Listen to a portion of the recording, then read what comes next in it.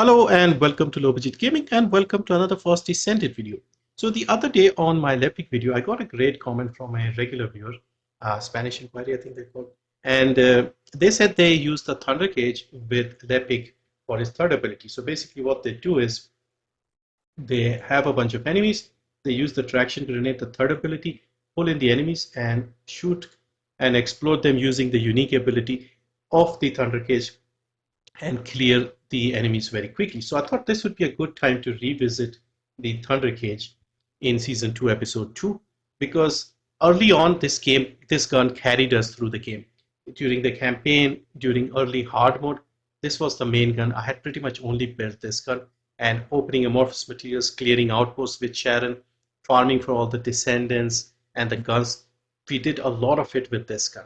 However, with Season 1 and we got Ultimate Freyna, then we got Ines, those Descendants are very strong skill-based Descendants and they use the Secret Garden to increase their power even more. And so we have been using skill-based Descendants since then, and this gun hasn't seen much use, at least for me. However, you can still use it with a lot of the non-skill-based Descendants. Let's say the gun-based Descendants, Haley, Enzo, Eugene, if you're leveling up their arcade tuning or just need a good mobbing gun alongside the Malevolent, for example, then I think this is a great option. So what I'll have here is two builds, one for early game players and one for late game players. Now, you get 2 copies of the gun free within the campaign. You get the first copy around when you reach Sterile Land, and the second copy is, I think, towards the end when you finish the campaign, you get a second copy because the game wants to show you how to use the enhancement.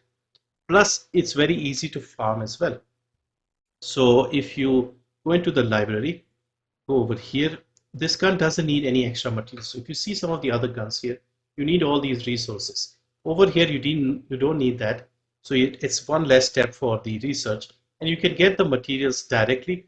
So you just click on this acquisition info and it'll show you where to go. And plus we also have the PT system. So you can set this as a target reward and then you go and do the mission a few times and this will drop. And with the targeting system, you should be able to get the 3 remaining blueprints very easily. So yeah, I would recommend you build this gun early on, even during the campaign, because most of the time we don't recommend that. However, this gun is very good for clearing campaign and stuff. So you can farm this and then build it up as you have more Kuiper and gold to enhance the modules. So let's get into the build, one for early game players, one for late game players who have the course. And it's only a minor difference in terms of the builds, but yeah, I wanted to cover that here.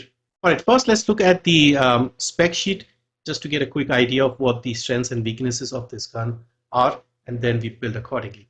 So the base stat here for firearm attack is 11,055. Ignore the rest because that is due to the course. Fire rate is 666, which is excellent for an SMG. The rounds per magazine is a little on the lower side at only 26 initially, but the reload time is good, so it's not that big a problem. The base critical hit rate is 20%. This is good again for an SMG. There are other guns like snipers and let's say hand cannons that have much higher, but for an SMG this is decent. Firearm critical hit rate is also good at 2 times base stat, and we can increase that. And then besides that, there is nothing else really good on the gun. Weak point isn't good, multi-hit is almost nothing. The reason this gun shines is the unique ability. So basically what happens is when you kill an enemy, it causes an explosion, a shockwave within 5 meters at a damage of 200% of the firearm damage. And as a result, if you're just mobbing, you'll kill one enemy and the 3-4 enemies around that enemy will also die. So we have a group of enemies. Let's say you focus on this guy here. You can see we killed about 4 more besides that guy. And over here, if we kill this guy, that guy also dies. And these 2 are a bit isolated, so they don't have anybody nearby. But this is why mobbing with this gun is so good. All right, let's build this gun for the early game players, and I'll also explain how building a gun works for any new players. So firearm attack is what we want to increase first. Okay, so firearm attack. We have 2 mods that we have used pretty much with every gun. We have rifling reinforcement, action and reaction. 2, and we get a 93% firearm attack increase. Next, we saw that the crit rate and crit damage is good on the gun, so we will just build with that. So crit So critical hit rate with better insight, critical hit damage with better concentration. Then we have two more mods. We have edging shot for more crit rate, and we can put concentration priority for more crit damage. Okay, so four mods for crit rate and crit damage. Now we have a few more spots remaining, so we can increase the fire rate a little bit more. It is good, but there's no harm in increasing it a little more. So we put fire rate up, and then we put one element. I have put electric on the roll of this gun, so I'll put electric. You can use any element you like. And then finally, the last two, you can either put two ammo mods to increase the ammo. So basically, we start with 26. If you put rounds per magazine, this one here, this will add another 12 bullets. And if you put concentrate support ammo, this will give you another 9. So 26 plus 12, 38. If 38 is good, just put 1. If you want even more, you can put this as well. I will put 1 here.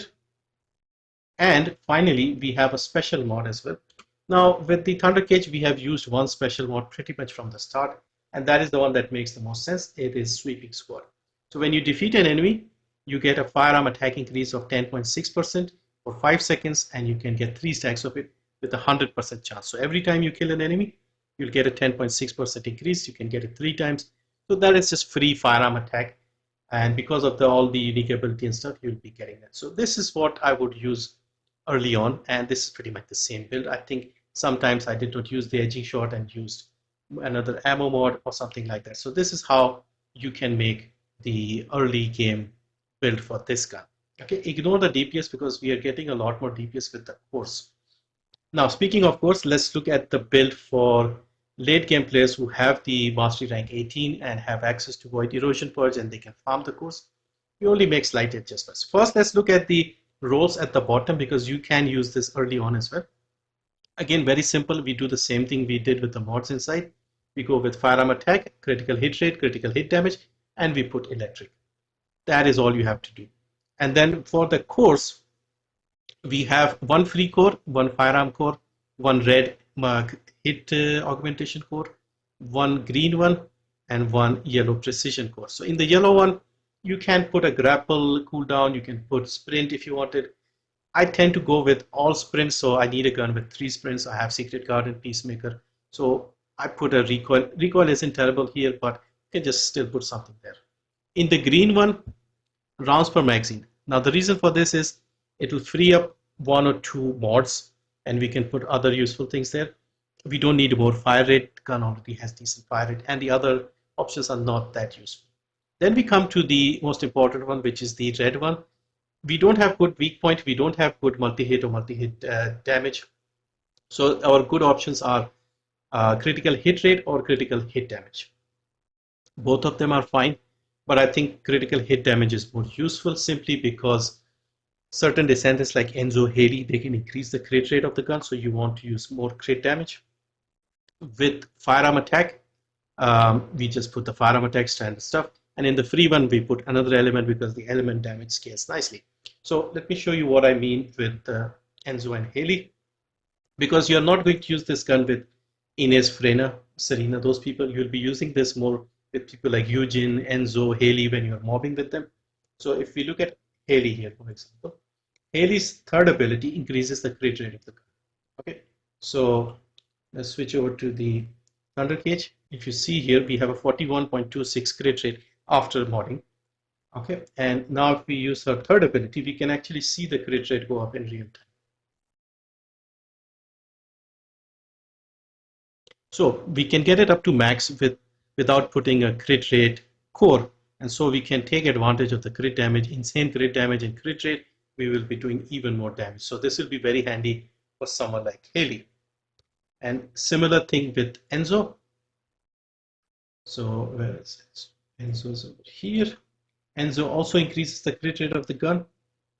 So over here, once again, we have 41.26. And if we do this, and then we do the fourth ability, and do this, and have a look at the crit rate, we're back to 100% crit rate again. All right, so now let's quickly look at the build with course. We already saw the course. Because we have the rounds per magazine core. This frees up one, maybe two ammo mods. You remove them and you put another electric priority. That would be the most straightforward thing to do. You keep the rest of it as it is. So sweeping squad, everything else is exactly the same. Only difference here is the ammo mod is swapped for the electric priority, so we get more electric damage on the gun over here. And when you shoot at enemies, if you have the inversion reinforcement of electric as well, you'll do even more damage. So that is the simple build for this gun. Again, still very useful, especially for people who want to use this for mobbing. You can use this alongside the Malevolent and it'll help you clear out content, especially for weaker skill-based descendants or descendants that are not using their skills to do damage and clear enemies. I think this is fantastic. So that is the Thunder Cage build here. Let me know what you think. Do you still use it? Because I hadn't used it since season 1 pretty much, so I'd forgotten about this guy. But yeah, that's it. Thank you for watching. See you next time.